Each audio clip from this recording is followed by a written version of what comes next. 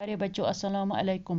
आज हम democratic politics पढ़ेंगे जिसका पहला लेसन जो है what is democracy, why democracy. तो हम स्टार्ट करेंगे इस डेफिनेशन से जो इससे पहले भी आपने सुनी होगी, पढ़ी होगी। That is democracy is a form of government in which rulers are elected by the people.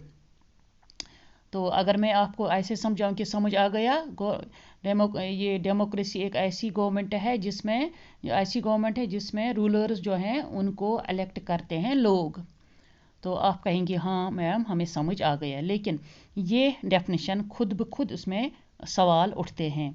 मिसाल के तौर पर फॉर्म ऑफ गवर्नमेंट, कैसी गवर्नमेंट है, रूलर्स, ये भी क्वेश्चन है। इसी तरह इलेक्शंस, इसी तरह पीपल, ये अगर हम देखेंगे सब अपने आप ज़ात खुद एक क्वेश्चन है। क्वेश्चन मार्क कर हम इनको लगाएंगे, खुद क्वेश्चन बनते हैं। मिसाल के तौर पर अगर हम पहला पॉइंट लेंगे द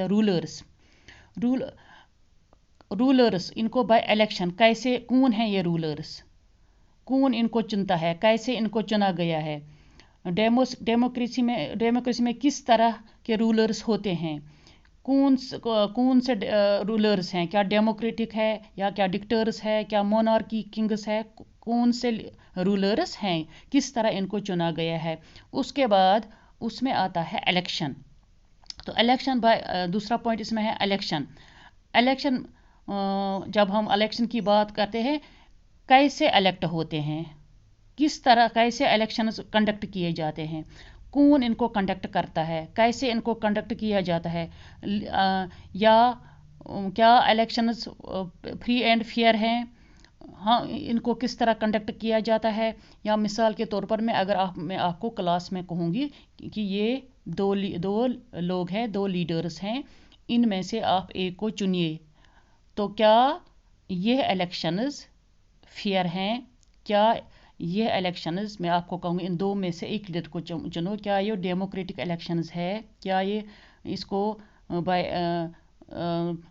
इसको डेमोक्रेटिक रूल्स के हिसाब से चुना गया है इस लीडर को, अब हम दो रखेंगे, दो में से एक को चुनना है।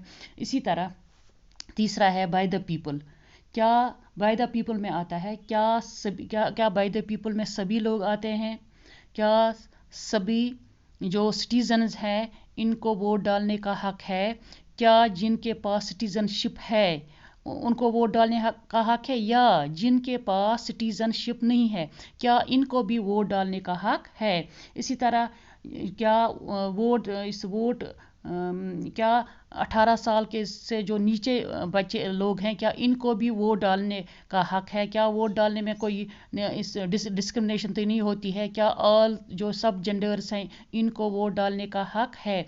जैसे आप 18 साल से कम हैं, क्या आप लोग वोट डालते हैं, क्या आपको ये हक दिया गया है कि आप 18 साल से कम हैं आप वोट दे सकते हैं।